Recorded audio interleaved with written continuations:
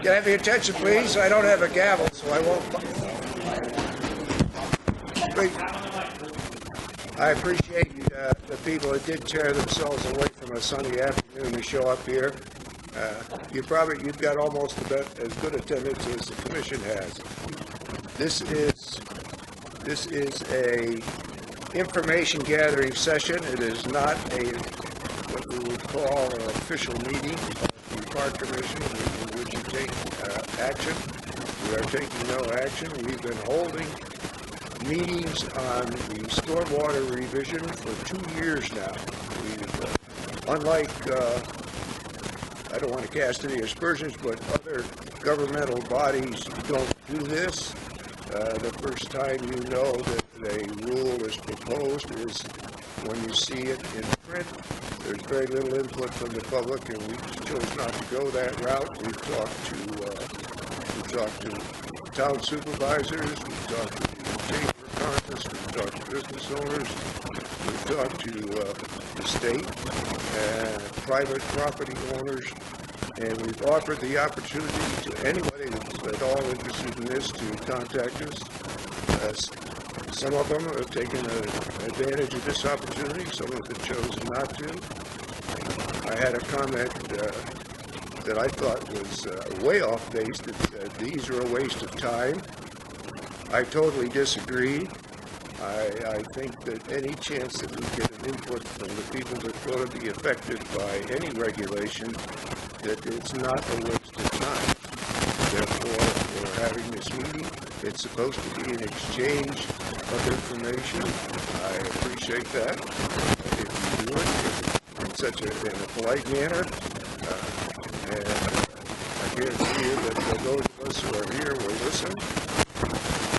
I have no real further introduction other than the fact that I appreciate your coming, and I hope you pay attention because Dave has worked pretty hard on presenting a slideshow which tells you exactly what we're talking about. These are regulations that have been in effect for over 20 years. Unfortunately or fortunately, I was here when they went into effect. Some people said it was Armageddon, the world was coming to an end. Obviously, that didn't happen. As a matter of fact, the approval rate from local government was carried out to the extent that some local towns have actually done more than we did. It behooves us to look at these regulations. Science has changed. Lake George is the most studied lake, if not in the world, at least in the United States. There's been millions of dollars spent to look at it. And if you all think it's still the way it is out there, it was a half a century ago, I guarantee you, it's not even the way it was quite a few more years than that, because I've lived here my whole life, and it has changed. It may be imperceptible to some, but we're gradually getting a deterioration. And everybody in this room is going to be affected by it, not just from looking at it or using it. Financially, we all will take a hit if this lake loses its quality. Businesses will take a hit. Taxes will obviously go down. Well, I shouldn't say that. Assessments will go down. Not assessments, but your real estate values will go down. I'll never promise that the state would lower taxes because that's a possibility. But I appreciate, once again, I appreciate you coming. I'm going to, so that you, if any of you have missed it over the last 2 years, there is a process that we must go through. Carla, I would ask you to give a brief resume of what the process is at this point. Sure, Mr. Chairman. In order to amend the regulations, there is a state process that has to go through. What the Park Commission is doing at this stage is not specifically within the process, but what the Commission has decided to do is to have these information sessions prior to holding a public hearing. The regulations have been drafted, the proposed regulations have been drafted, and they are now in the process of being reviewed by the powers that be down in Albany. Under the State Administrative Procedure Act, we submit the draft regulations, and then Albany looks at them for various reasons. And the folks down there ultimately say to us, now you can release them. I know a lot of people have said, well, why can't we see the draft regulations? What are we supposed to talk about if we don't see the language? Unfortunately, at this part, we're working with the state to make sure that the regulations are where they want them to be. And then the minute I get an email saying this can be released, it will be released. The way it's released is it's published in the state register.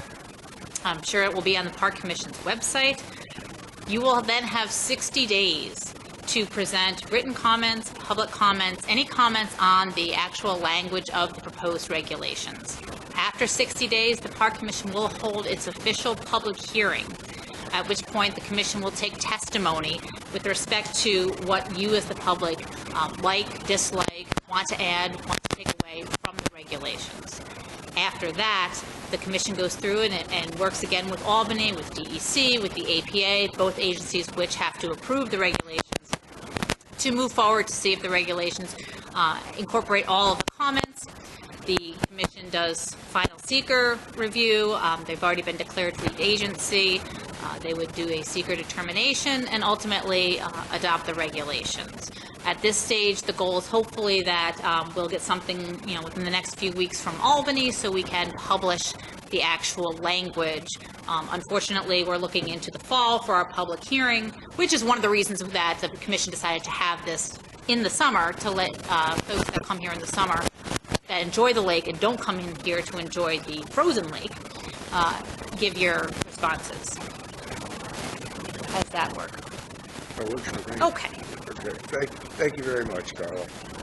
Now I'm going to turn it over to Dave, and I encourage you to pay attention to this slide presentation. It's much better than listening to us recite anything or read anything. It's well done. It's excellent.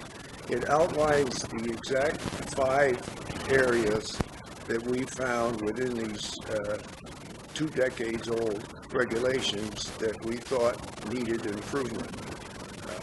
Some of them are easing up on the actual regulations because science has proven that the severity, or the burden, I should say, placed upon private property owners for the amount of gain wasn't balanced. In other words, say you asked for 90% of something when you really could get by with 50% or even less, it'd still be very close to the same effectiveness. For that reason, some of our requirements are actually easy. Others are consolidation so that the process that a business or a homeowner or industry such as timbering, to simplify the process. Right now, anybody looking around this half a dozen different agencies to get an answer, which is not very effective and it's frustrating. But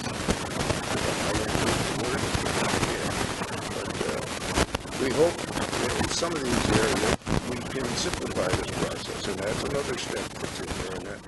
And I would appreciate you understanding that there's only five changes in these regulations that have been in effect for over 2 decades.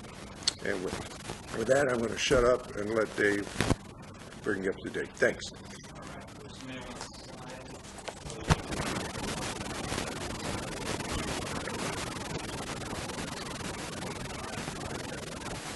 Thank you all for coming. So if you were at the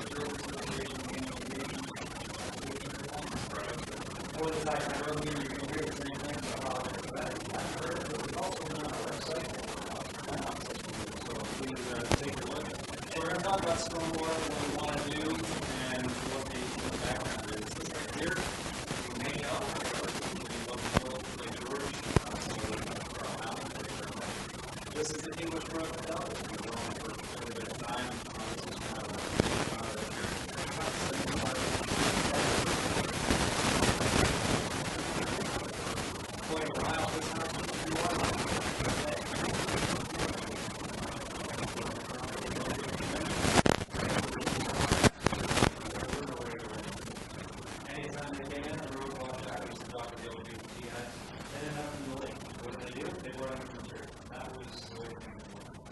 since that time, the Commission, back in the early 90s, decided to say, you know what, we need to do something better for this stormwater management part, this actually preceded where the DEC was. So we did with some of the first stormwater regulations, really in New York State. And we're going to talk about it in a little bit of detail.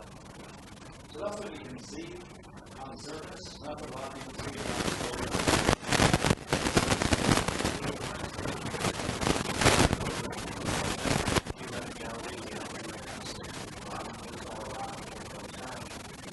Correlation between all areas and everything else in the water over the last decade. Things that you never saw before. The combination, right? So, can we definitively say this concept of stormwater management lines like the but there's no shortage of studies that say stormwater management is the biggest it's actually the process of time.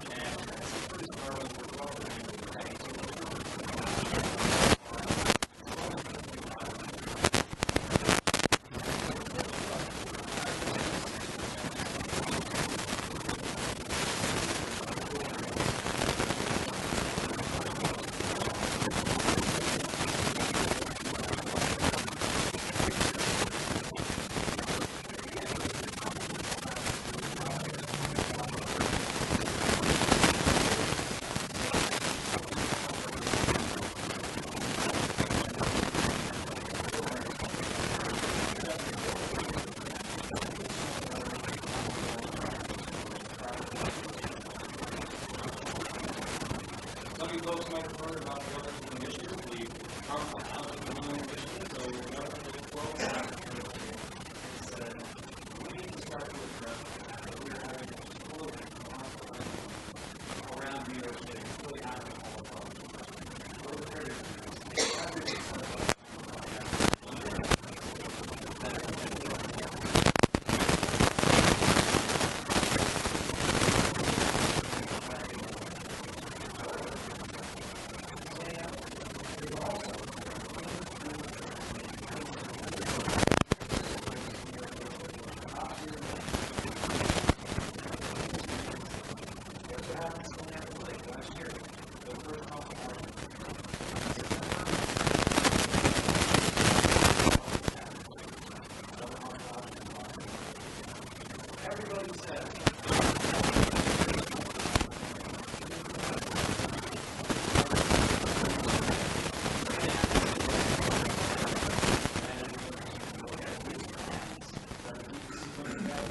consultant are aimed at taking a look at what other factors really trigger.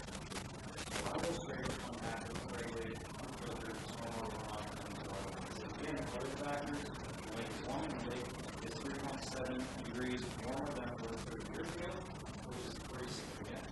But there's a lot of issues. So Big Sandianapolis Lake has 30-foot water clarity, went down to 3 inches. And not just 3 inches, but the fact that those 3 inches are top. And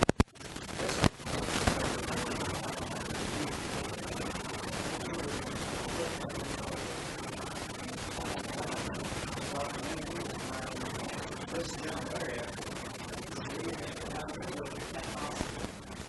it's the same thing. We were saying last week, it's the same thing. So why?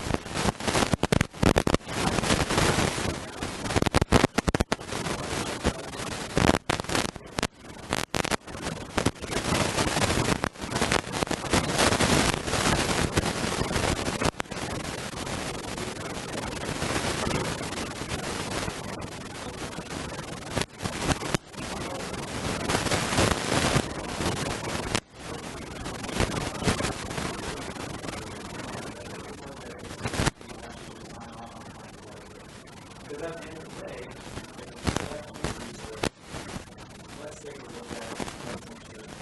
When you come there, all of a sudden you're usually going down the line, and we have to go so all of them do is changing the stormwater application. We go out and do the line plan. We really know that there's a mismatch.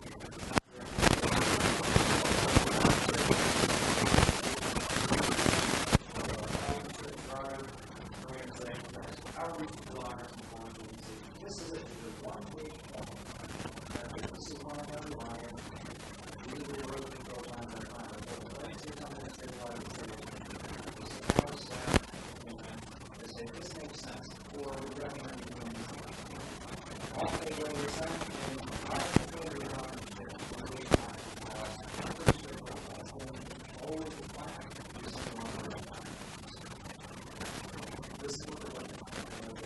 Violation of the plan. We see this as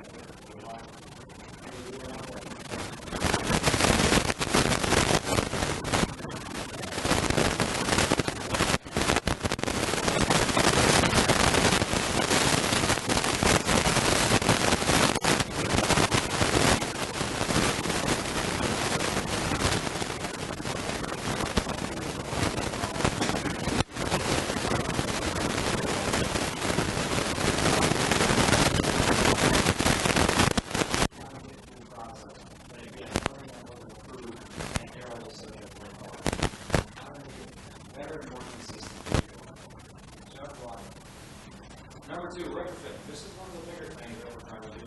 I want to talk about this. So we currently have a standard that says if you are doing larger development, clearing more than 50,000 square feet, that project, you need to use stormwater for that project. Also, that retrofit your existing property, the developed part of that property, and do better and try to make that property stormwater. What we want to do is take that to the minor level. In fact,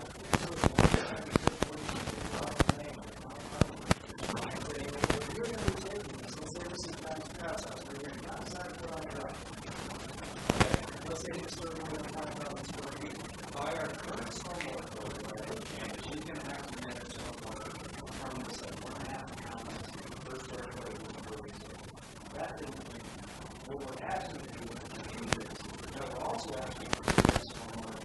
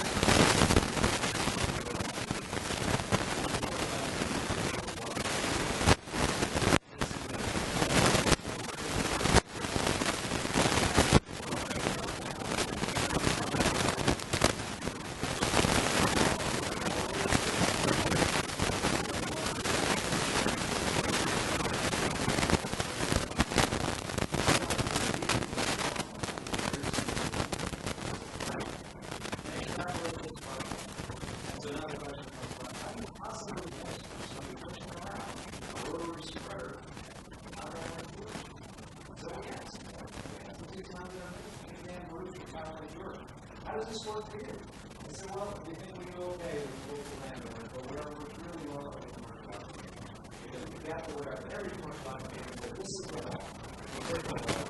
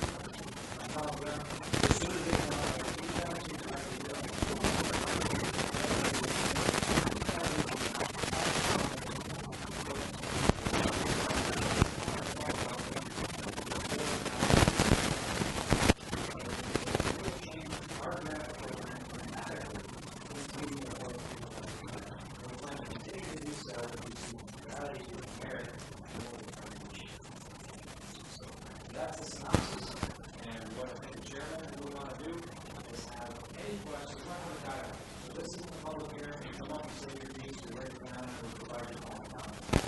Today is about, you know what, I think this is terrible, and I'm going to be, Lord, I think we're talking about this. I know there can be some people say you're not doing enough, some people saying this is terrible, or do something that what we want here is from everybody. So if you feel a certain way, know you guys do today, we're going to do our best to get the next thing, and we appreciate all of your time for showing up with us. So that's what I'm going to do.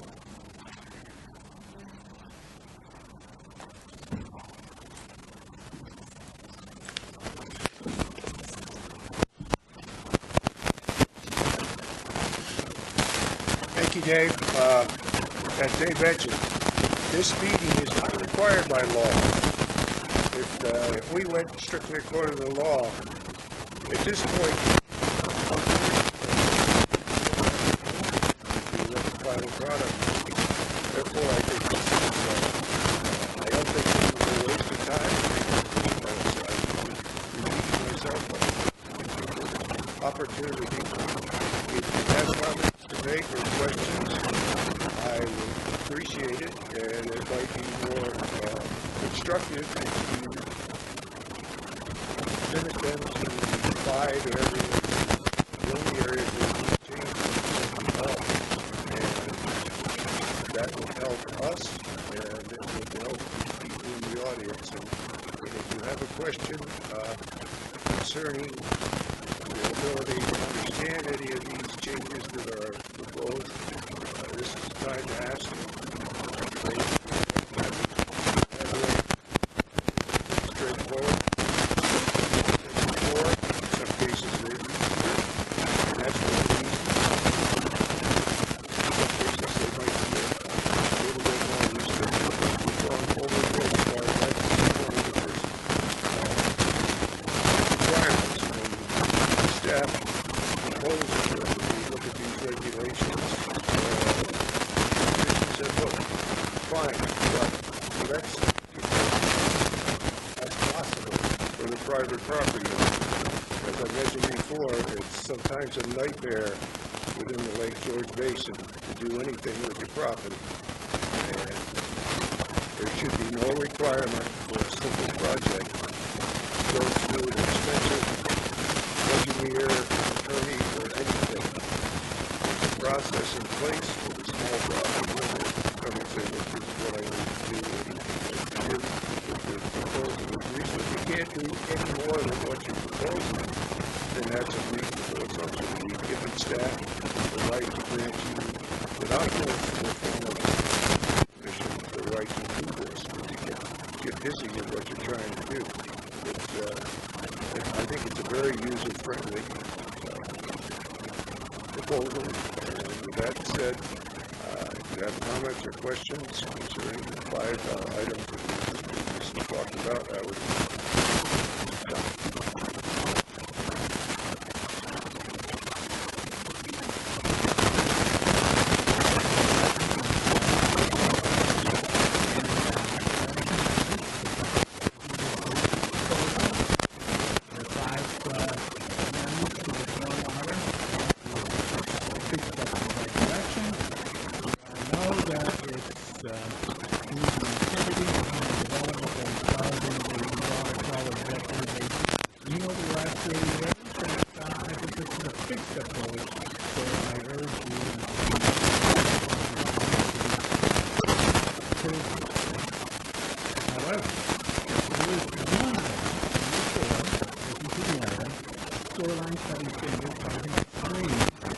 that I would ask you to amend and I guess make a little discussion.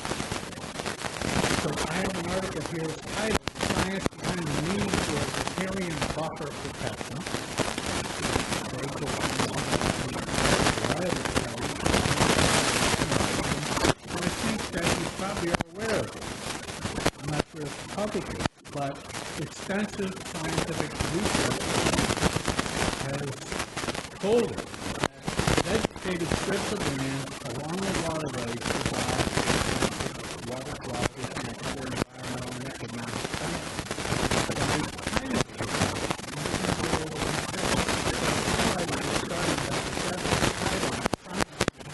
need for riparian buffer protection. And so it says scientific research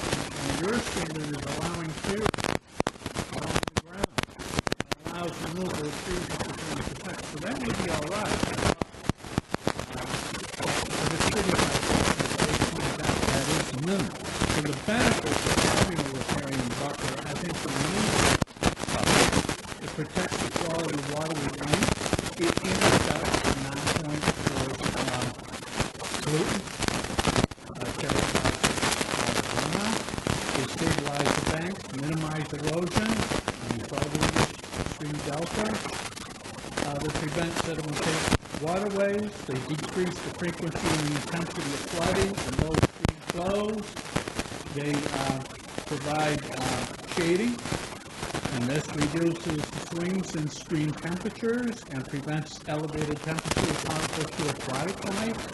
They provide food and habitat for wildlife and water and air, and allow the wildlife movement within natural corridors. They replenish groundwater, protect associated wetlands. Look, that's the big picture. That's what stream buffers do. We all know it, probably most of it. But again, it says, forested riparian buffers provide substantially more and better ecosystem services than other kinds of buffers like grassland.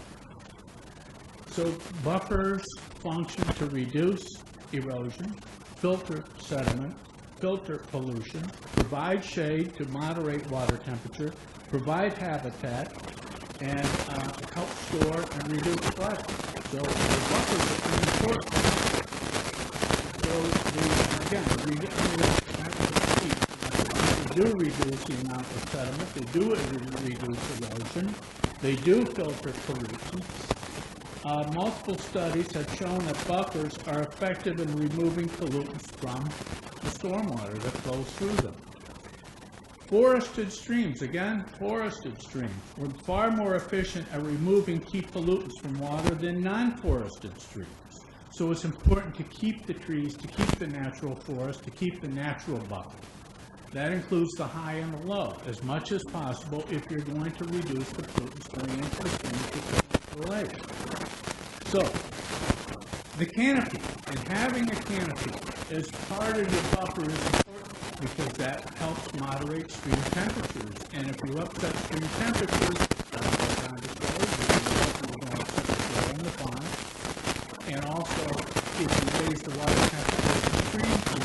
increase that stream's capacity. It's very important.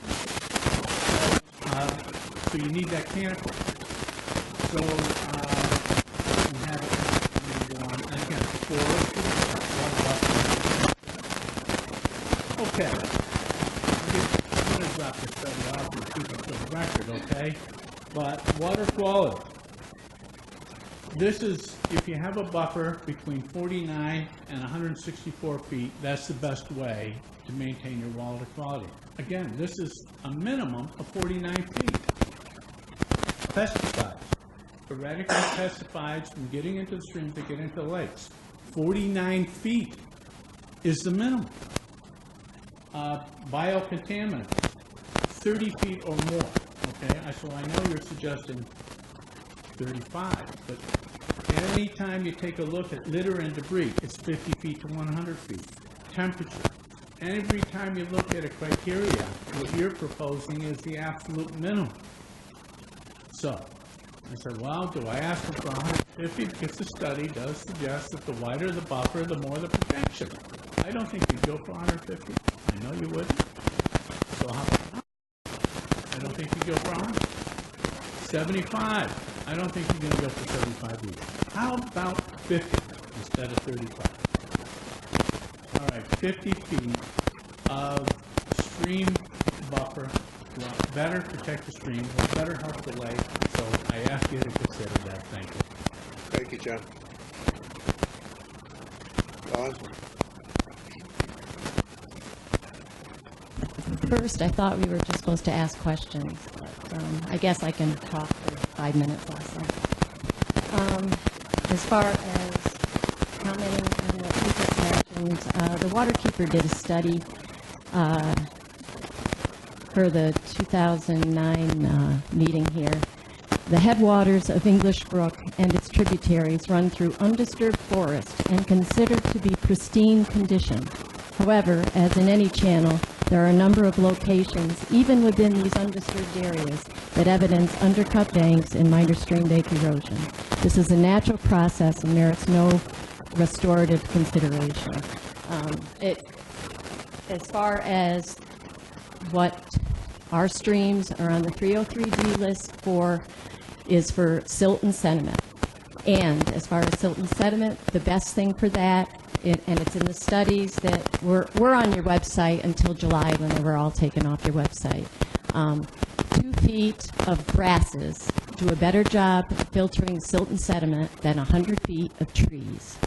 That's in a study on your, it was on your website. A lot of stuff isn't on your website anymore. In fact, if you Googled the stormwater regulations, if you didn't know how to get on your website and Googled it, this is what came up last night. This is what came up. This isn't just for me. She asked about it. Okay? So how can you find stuff like that? Okay, good timing. You know, you're going to have this meeting. People want to look up the information. Nice.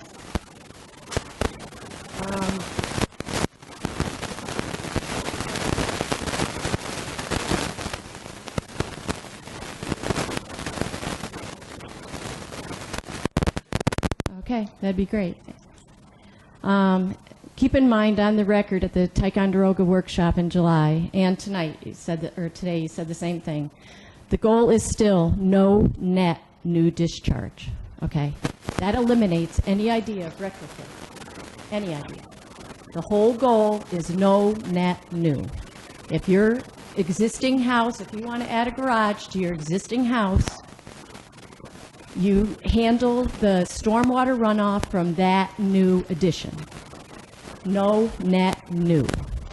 Anything that's coming from your existing house would be not new. It's already coming off your existing house. Okay, so any idea of you trying to put in anything about retrofitting does not meet the current goal. And you said we're not changing the current goal.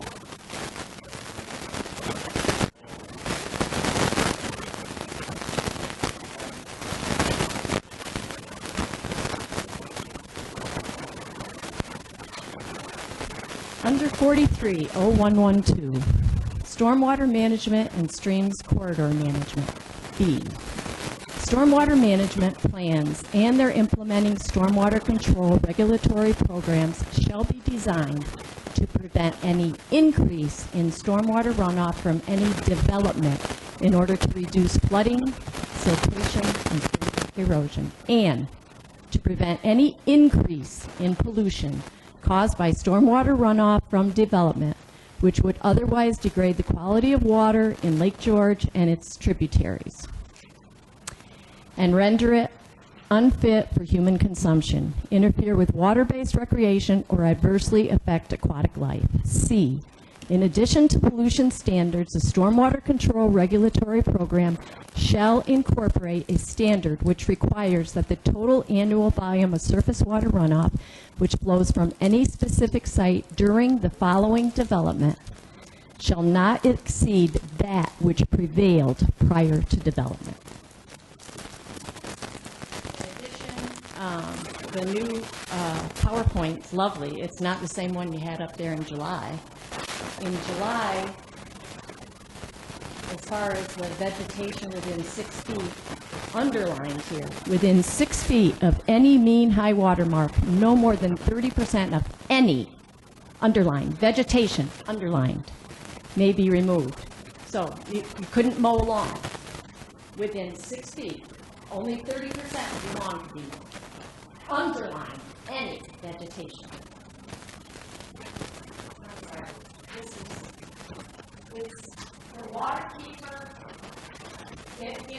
Full-blown water keepers, I'll tell you.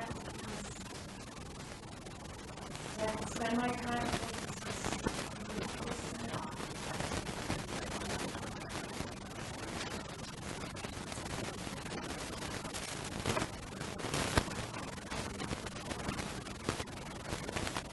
And I want a list, I requested it last fall when you were having these meetings. I want a list of all the so-called stakeholders that you had meetings with. I asked for that list last fall, have not received it yet. I want a list of all the stakeholders. I'm sure they got to take a look at this before it went to the state.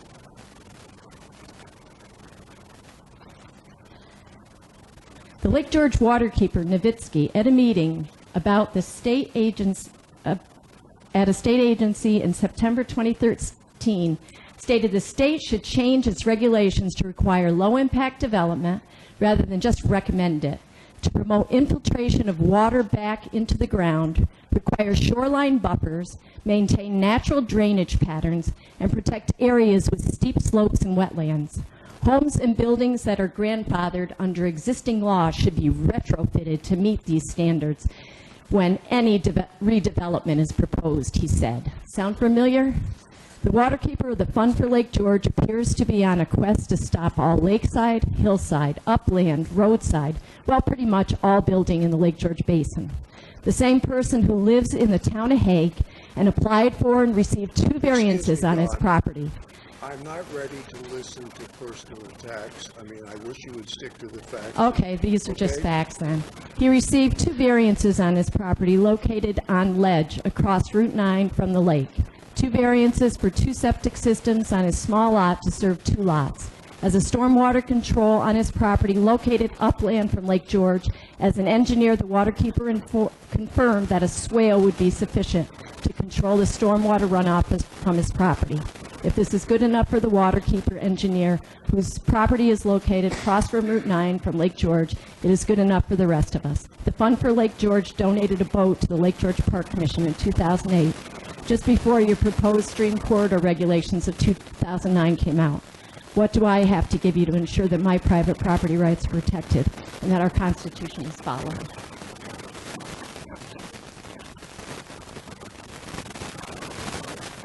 Anyone else want to make any comments?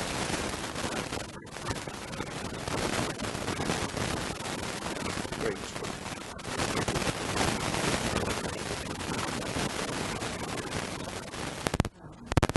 Carol Collins. I guess I've been doing this for a while, right, guys? So anyway, I want to thank you all for addressing this issue. It's been 20 years, and I hope going forward we can do it maybe on a 5-year basis. I think it'll be an easier process now that we've started it. First, I want to emphasize that, as you all know, this is a process that's not going to reverse the trend that we're seeing.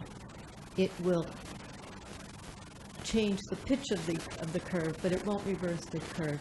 And I think that's dangerous for the future of Lake George, but I certainly understand what you're doing, and I'm very happy about it.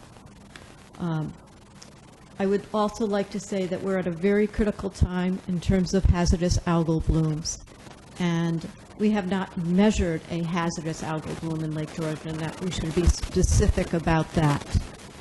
I've been doing research on algae since the 80s, and in my research, what I've learned and modeled is that the temperature, the light, and the nutrients converge in certain ways so that these types of growth patterns occur. Now that we have higher temperatures, now that we have higher nutrients, we should expect to see some significant changes. So what do we do about that? You're addressing a lot of them, and I'm very happy to see that, but I think we can make some improvements. In particular, the stormwater retrofits. When we're redoing a stormwater, a house, we're retrofitting it, it seems to me that it's more reasonable to treat that situation as you would a new development. And yet, with these regulations, we are only required to infiltrate the first ½ inch, and we recommend the 2½ inch instead. And I've managed to come up with a graph where this really is clear for you all. And you can see just the improvement that, I don't know if I've shown this in my favorite classes. It would be equitable so that if you're doing a new development or an old one, you all have to treat stormwater at the same efficacy. I'd like to also say that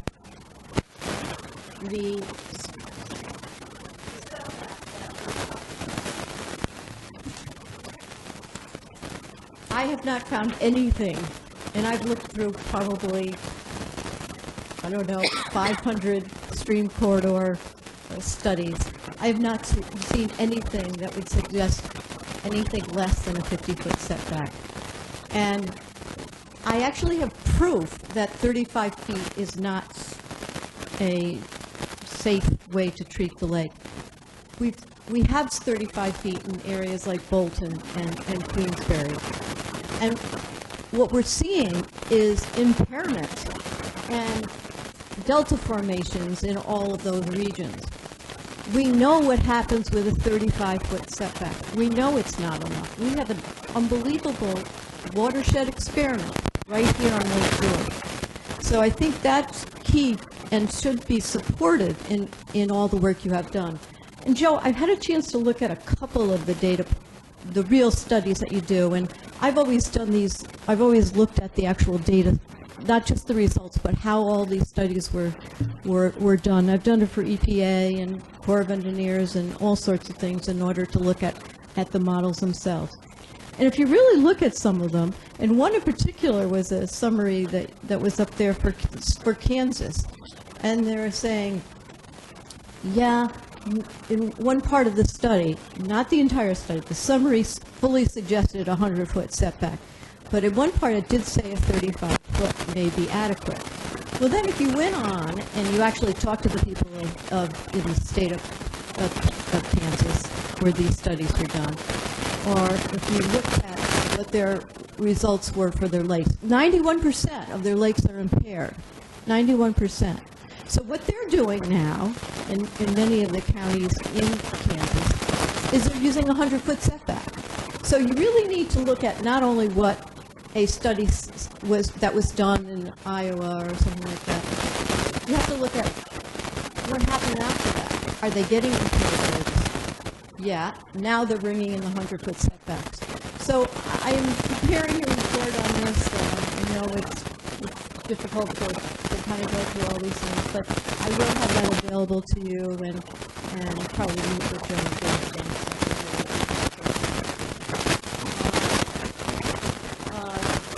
I think that there's other issues here, but I do encourage you to keep up the good work, and I will prepare a final report on this, hopefully before 2 months is up. When is the time?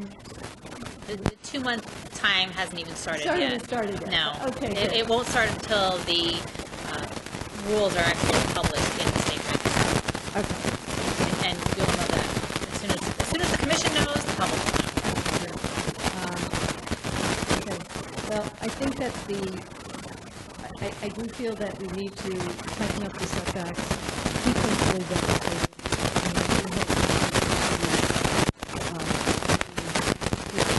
We can get an 80% reduction in phosphorus, that's the key number we want, we need to do that. So, thank you. Thank you.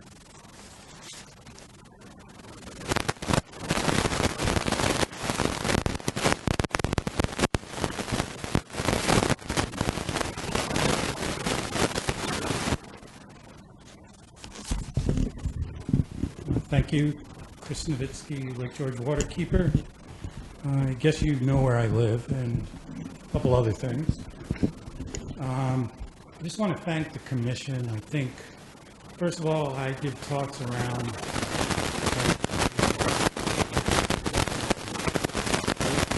the Park Commission's regulations, and I do think the volume-based regulations are the most effective that there can be out there. That is the only way to really address stormwater quantity and quality, so I think Park Commission should be commended for that. Also glad that taking a look at this it is needed, and I think it's time to do it. So I also had a question on what the goal was, and I think that we need to state that. Is it to protect the long-term water quality of Lake George?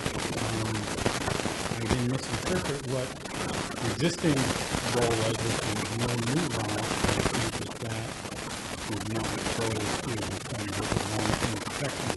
So we should take a look at that. Regarding buffers, I simply don't think Supervisor Stroud has some good information. There's more data that can be provided on that. Once we get to see the regulations, we'll provide that. I think there's one question I had, Dave, was referencing the APA shoreline standards. There's a phrase in there that I didn't see here, and that was allowing 30% removal every 10 years. So I don't know if that is what the intent is, because we have a 35-foot buffer. We're allowed to remove 30 feet of that. So in effect, we only have a 24.5 foot. And we can remove 10.5 feet of that. So then people will do what they can do. So if they're allowed to remove 30%, that's really in theory a minimum buffer of 24.5. And after 11 years, so they mow that over 10 years. And then year 11, can they remove another 30% of that original 35? So then that's another 10.5 feet. So now we're down to 14. So I think this is something that you need to take a look at. I have some significant concerns about that. So it's still in there every 10 years. So on year 11, I could whack down another 30%. Okay, so that's now. So there's no, okay. Thanks for that clarification. I think we do need the ability to petition for stream classification. I think Mr. Migliore has heard from our office over the years about streams that are not on the DEC map, but clearly have the evidence, the characteristics, the biodiversity, the stream form of banks. So I think that even if it's not on the computer, that still can be a stream, and I think there needs to be the provision to petition that and have DEC take a look at that. I mean, that just happened, again, recently, just up by Sand Pebble Cove, regarding something there. So I think you do need the ability to petition on that. And I agree, the headwaters. I'm sorry? That exists currently as a agency process, as I understand it. Zoning petitions. This special condition, if a stream does not have a classification, but it shows as a stream on a base map, and it's perennial, exhibiting stream characteristics, it takes on the classification to which is tributary, which most likely would be another a special stream or regulation. The only time when a stream is not a special is when it doesn't have it on a map. Stream course,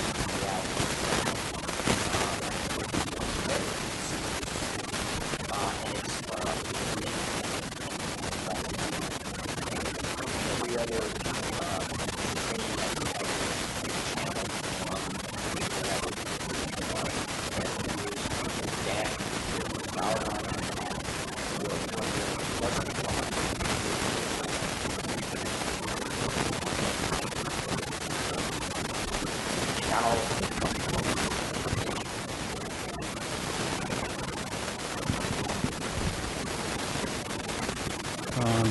Regarding the retrofits, I'm glad the commission is looking at this.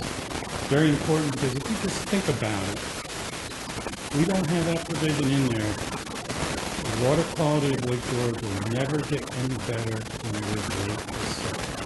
If we don't address the existing runoff, it's never going to get any better than it is right this second. And we know the direction that it's going. So I think it's very important, but I want to know what the difference is in the runoff quality and quantity that results in a five-fold difference between runoff from existing impervious and proposed impervious. So that's a five-fold difference. You talk about reasonable. I've had people who are building properties and saying, I don't mind putting in stormwater controls as long as the people that already have built have to go to that same standard. So I think we need to bring reasonable into this, and we can look at it in the other direction. And I think that's it. These are the points I really wanted to label now. Look forward to seeing the language when it comes up. And thank you.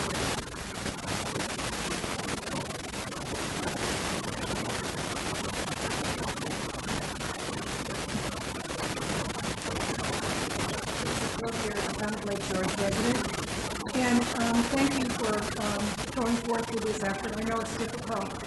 I would urge you to take another look at the buffer and make it as stringent as possible. I think the standards that we are out there now are probably lower than they should be, because we now have these huge climate events that are creating monstrous, intensive amounts of rainwater that are coming down, and not the buffers that we have in place are just not adequate. And the standards that we're seeing from the research is from research not based on these climate. We need to be more climate resilient in this whole area and take that on as a topic and look at it. And I think we just know that it's the quality of the buffer more than the size of the buffer that really matters. And maybe we build in some flexibility to address that as well in the regulations so that people don't feel so squeezed. And we want it to be as effective as possible. And the other thing I would just say is that we're addressing the private sector. The public sector, particularly when we're having these huge storms, is responsible for the culverts and runoff into these streams that are public. And we're not addressing that. I don't know how you do that. I don't know if you have the ability to do that. But I don't like to see that fall through the cracks. It's like Dave said, you know, when Northway got built, and as it continues, it just plows an enormous amount of stormwater into the lake that is a lot of it untreated. Thank you. Hi, Jamie Brown, Lake George Land Conservancy. Thank you for doing this, and thanks for holding this meeting. Just another comment on the stream buffers. I think I've heard a lot about maybe being a little larger. A couple thoughts. You've got a number of nonprofits and organizations around here that have done a lot of research on this. We're working on protecting stream corridors ourselves with willing landowners. We've got the water people, the LGA. We're all sort of working on this, and so I'm just wondering if maybe, Dave, if talking to some of us about what we're looking at as far as the size of this, tapping into some of our research, maybe to sort of get a thought as to what the width might be, and also, as Tracy said, a little bit of flexibility. It may be that, and I don't want to overcomplicate this for you, but it may be that maybe the size of a buffer in the Indian Brooks watershed versus the English Brook watershed, maybe that makes some sort of sense. Again, maybe that overcomplicates things, but it may be one size doesn't fit all. I don't want to make this too complicated. It's just perhaps a thought. Again, another thought too is again, so that there's not hardships on people, and I don't know if this is built into the regulations. Could there be variances for people? Someone who has a 5-acre property may have it different than someone who has a half-acre property. Because again, the idea of, well, I got to have a 75-foot buffer on my property, and that's going to be really kind of a hardship. Perhaps there's a way to build into the regulation some sort of criteria that says, maybe this property, there's a way to be more flexible, and this person actually can have a 35-foot buffer that'll still do the job. But again, it won't be that there's a reason that it'll work better to have a 35-foot as opposed to a 75-foot or something like that, based on science, based on what sub-watershed they're in, and so on and so forth. I realize that would be a lot of work, but again, I think we've got some legal organizations and folks here that can help help you all with maybe developing something like that. So again, I don't want to give you all more work because we've done a ton already, and we appreciate it, but just some food for thought, perhaps. Thank you.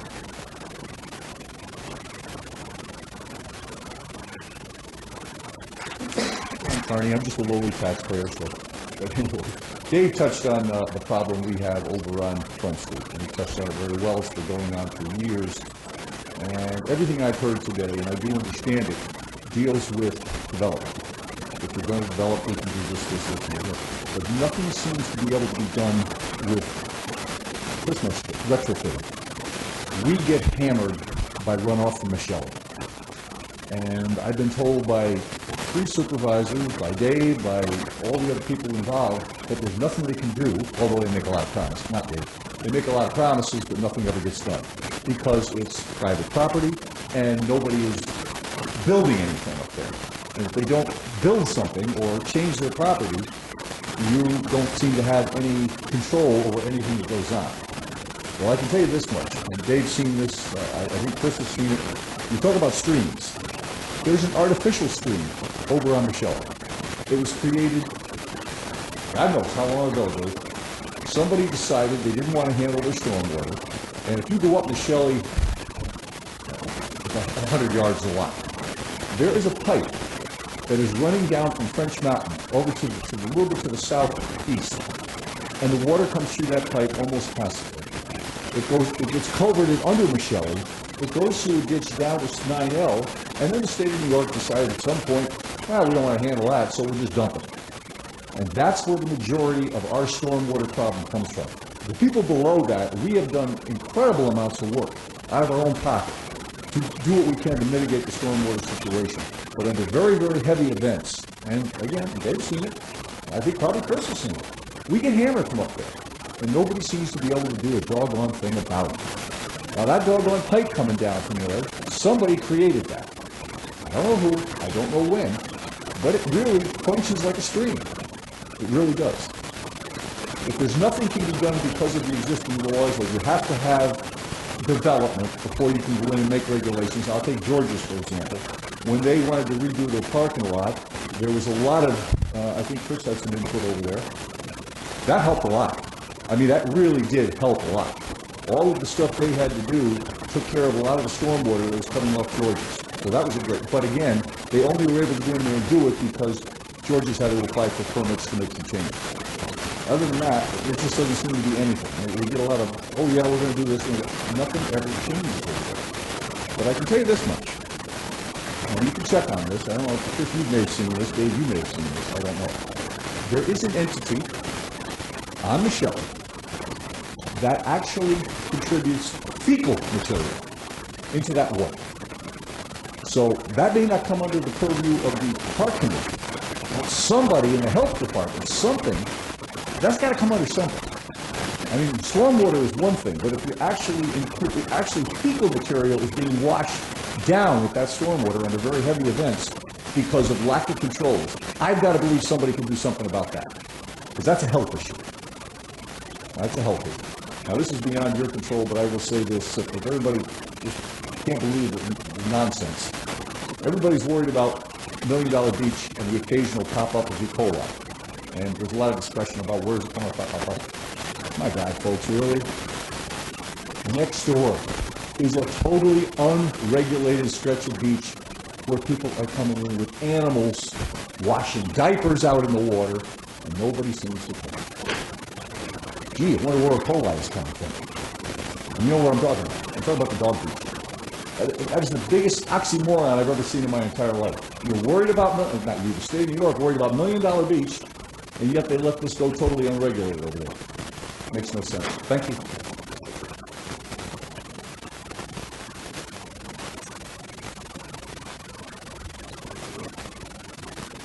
Dave, do you have anything you want to add?